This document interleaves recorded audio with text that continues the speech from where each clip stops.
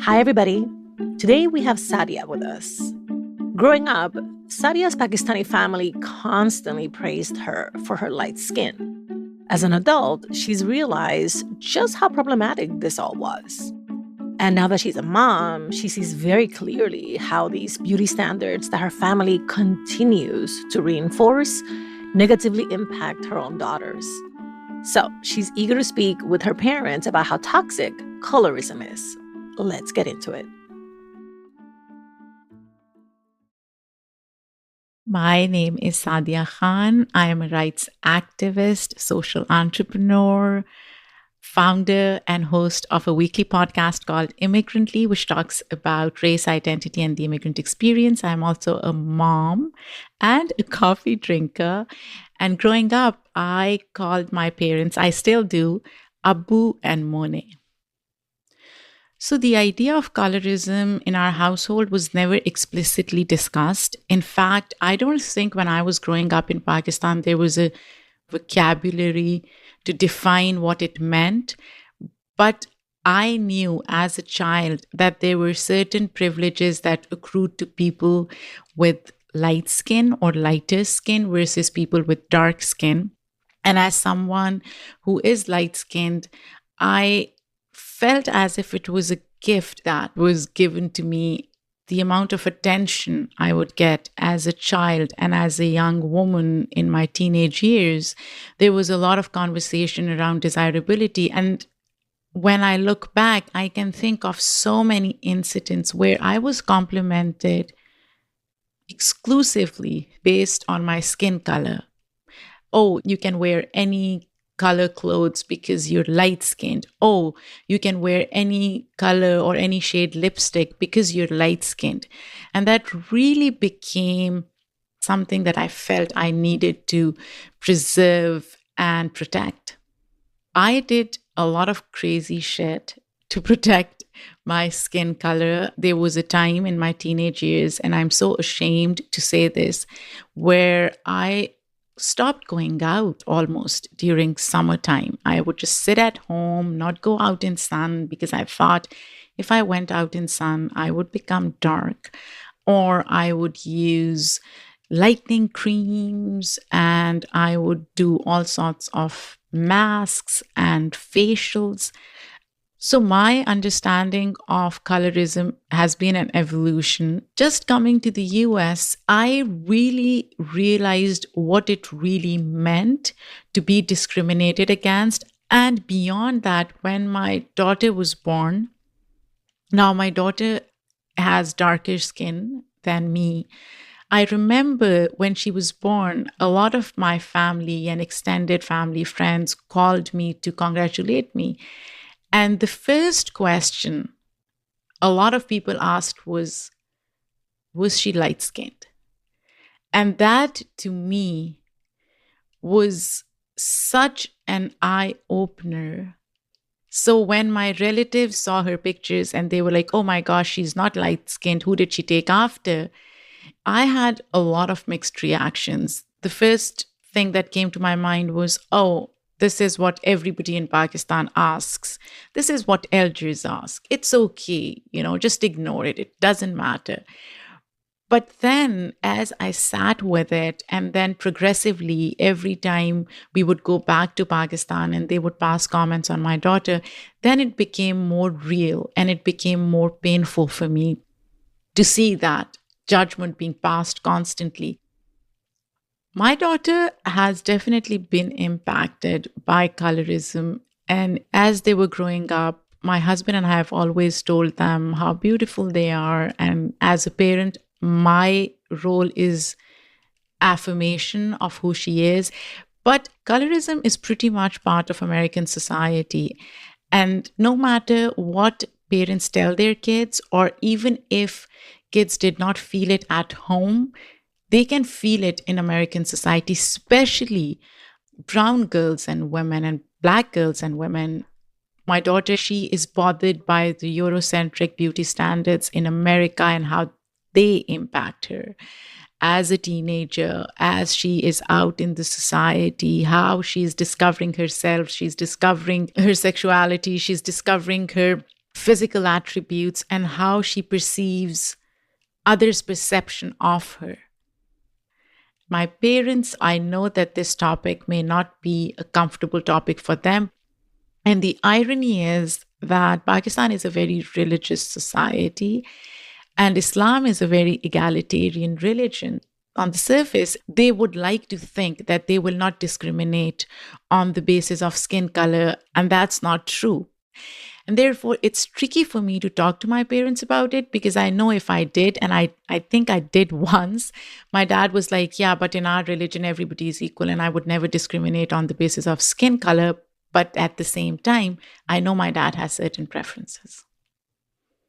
If I could speak to my parents openly about colorism, I would tell them that despite what they may think, colorism is so harmful and it is impacting and has impacted their family in ways that they probably don't understand. Have you ever wondered what goes on behind the scenes of the restaurant industry? I'm Katie Osuna, the host of Copper and Heat, the James Beard award-winning podcast that explores the unspoken rules and traditions of restaurants. Each episode is a narrative deep dive asking questions like, why do we tip? Why are tasting menus a thing? And what do restaurant awards really say about what's good? Hear from chefs, restaurant workers, food anthropologists, and more. Find Copper and Heat wherever you listen. Hi, everybody. Juleyka here. I'm the host and creator of How to Talk to Mamí and Papí About Anything, and I want to invite you to be on our show. If you're an adult and a child of immigrants from anywhere in the world, I'd love to talk to you about those conversations that are hard but necessary. Things about politics, dating, career, parenting. Seriously, no topic is off limits. Send us an email at hello@talktomamipapy.com and let's get you on the show. That's hello@talktomamipapy.com. See you soon. As a Dominican woman, I'm very familiar with colorism. And Saadia's predicament rang so true for me also. But trying to correct within our families an issue that they probably don't even recognize as a problem can sometimes feel impossible. Saadia's story also made me want to better understand exactly what colorism is. How does it show up in our relationships? How do we internalize it? And she also made me wonder, how can we as first gens avoid passing colorism down to our children? To help us figure it out, I called in an expert. My name is Joanna Rondilla, and I am an assistant professor in sociology and Asian American studies at San Jose State University. So as you listened, what did you hear in Saadia's story? Right out of the gate, the first thing she mentioned was as a child, she knew that there was this inequity and this privilege that was attached to having lighter skin because of that messaging, specifically from the family. And I think that this is important because colorism is a looks-based system of discrimination that occurs within the same racial or ethnic group. And so there's so it has to be within the same... It's within the same racial or ethnic group. And that's what makes colorism and racism distinct. Yes. It's very different. Okay, why does that matter? It matters because colorism has an intimacy to it. So if you refer back to Saadia's, the messaging about lighter skin being more desirable, it's not coming from television. It's not coming from media. It's coming from the family. And when you think about the family as an unconditional love space, you pay attention to that messaging. When you're getting messages about light skin privilege from media, you as a person can say, well, that's the media perpetuating capitalist messages about value, et cetera. But when that messaging is coming from your family, from people that you love, notions of colorism are so normalized because it's coming from such an intimate space. It's hard to challenge those messages. Wow. Okay. I'm Dominican. Mm-hmm. And this beloved little island of mine, oh my God, there are layers to the colorism. So let's talk a little bit about when we begin to make these distinctions amongst ourselves in our little tribe called a family. What begins to happen to the identity formation of the recipient of such terms? It causes, I think, this separation. Let me share my own experience with colorism. Because, so for context, my mom passed away in 2021. And I remember one day she called me and she recalled the story of when I was 7 years old. We went to the Philippines and one of my uncles married into a mestizo family, like a mixed race. They're light-skinned Filipinos. And mind you, like, I'm originally from Guam, born and raised. You can't not be dark on Guam. Right. The sun is everywhere. Yeah. And then I think that trip at 7 years old was the first time I learned that love in the family is actually conditional. Ooh. Because there was so much oogling over my uncle's kids, you know, because they're all like lighter than us. They're more beautiful. And it was sort of, oh, like these are the special cousins, right? So my mom is recounting this story of I was playing with my cousin Judith and she and my uncle Eddie are watching us. And out of the blue, my uncle Eddie just tells my mom, like, do you realize how ugly your child is? Oh my God. And my mom is telling me this story. And in the back of my mind, I'm thinking, why are you sharing this with me? Because I remember that trip in the Philippines being very formative in terms of like how I understood my own value in the family. I realize why she's sharing this. She's actually sharing her embarrassment because she didn't say anything to my uncle. She kept saying, can you imagine the nerve of your uncle to say these things? And all I kept thinking was like, wow, finally, like you understood what that trip meant to me. I want you to put your sociologist hat back on, but I also want to say thank you for sharing that because I think that a lot of us who don't meet some sort of beauty standard experience these things and kind of bury them somewhere in our psyche. And so it's difficult sometimes, especially in the context of being a parent, right? So I am a mom to two beautiful, amazing little boys who happen to be mixed with Nigerian. That's my ex-husband, right? And they are much darker than me. And they have such a great sense of self. But it does come up sometimes when one wants to be mean to the other, they'll just pick literally on their looks and on their skin color, right? And so there is a natural propensity to basically go for, you know, the gut punch. However, in the pre-colonial history of, say, the Philippines, does this come up? Or is this something that came with colonization only? Okay, so when you're looking at pre-colonial Philippines and also in other parts of the world, you know, in pre-colonial societies, there are forms of colorism that exist. And a lot of that has to do with skin tone being the marker between the royal classes or the wealthy classes versus like the working class. Because before colonization, working class people worked out in the field. And so if you had darker skin, it was an indicator that you're a laborer. But what colonization does is it basically infiltrates these different societies and basically does a version of, oh, there's this type of colorism that exists. Hold my beer, right? Like, let's really lean into this. Colonizers are very good at making sure that people who are subjugated are so busy fighting against each other that they forget who the larger enemy is, which is the colonizer. Something that is important for people to remember is that colorism is this system that maintains anti-Black and anti-Indigenous racism within colonized communities.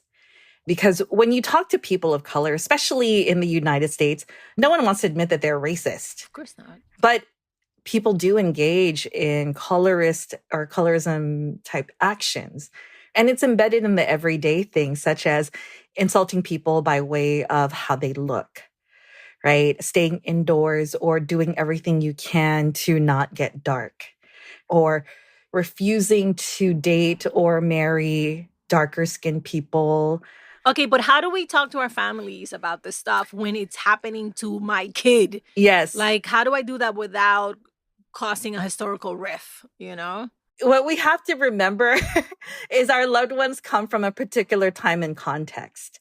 And that particular time and context informs their notions of beauty, informs their notions of value.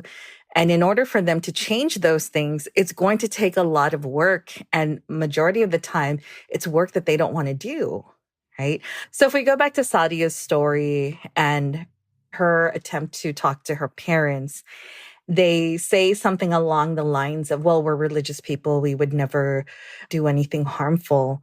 But yet in action, they're doing something harmful. So, our loved ones come from a particular mentality that unfortunately we don't have the power to change. And so surrender to the fact that the desired outcome that you're hoping for is not going to happen. But knowing that, you do that anyway. You engage in the conversation. And the reason why is because, especially within the family, you have to understand that you decide to take on this role of being the person who wants to change the conversation about colorism. The greater purpose is not changing the mindset of our elders. It's being the person in the room for younger people to hear, because that's the conversation that you're ultimately changing. For so long in my own life, everybody was so silent. And I took that silence as agreement when perhaps agreement wasn't there, right? So you have to be the one to voice that. And then in terms of parents and children, and to preface, I'm not a parent, so I say this as a daughter. I think it's important to raise kids with a foundation of identity. And oftentimes, first gens as children of immigrants, we often don't have the origin story of our parents and our grandparents. As the daughter of two immigrants from the Philippines, any foundation that I did have to stand on always pointed to anti-Asian, anti-Filipino sentiment. It always pointed to erasure. I agree with everything you said, except that a lot of what you're saying are really high-level conversations that require a lot of cultural context, a maturity level. How do you tell a 5-year-old, no, baby, you are beautiful and brilliant and wonderful, and grandma just sees the world differently, but you still have to love her and cherish her because she loves and cherishes you? It's difficult. Yes. So I think you start there, let the child know your grandma loves you anyway, your Lola loves you anyway. And then piece by piece, I think it's important to draw the picture of what was the world that Lola or grandma was raised in. It helps them hopefully process, okay, it's not that grandma doesn't love me. It's that how she understands the world really is about her own self-preservation. So she says this not because she means to. She says this because she was taught. And then ultimately that child will learn that just because this was the world that Lola was raised in, and these are the ideas that she inhabited and eventually shared, it doesn't mean that these are the same ideas that I'm going to be raised in. You're trying to build a child holistically. So it's about piecing together these small stories, like how can we understand our family and still remember that at the end of the day, they love us, right? When my mom passed away, something that I wrote in her eulogy was, our mom does not always have the right words, but at the end of the day, she's always on our side. That is such a beautiful note to end on. Thank you, Joanne. Thank you for sharing your personal stories. Please, please come back. Yes, I would love to. All right, here's what Joanne taught us today. Check yourself. Colorism is perpetuated within intimate spaces, like our nuclear and extended families. So, be conscious of your behavior, your language, and the values you absorb, and those that you reinforce, because they can have a deep and lasting impact. Accept and surrender. If your family just doesn't want to work on their own bias, you probably won't be able to change their mind. It's worth a try, though, but some of it might just be beyond your control. And remember, model for the future. Challenge old ideas and voice your disagreement for the sake of those coming up behind you. Step up as a role model, support system, and even as a source of inspiration for the younger members of your family.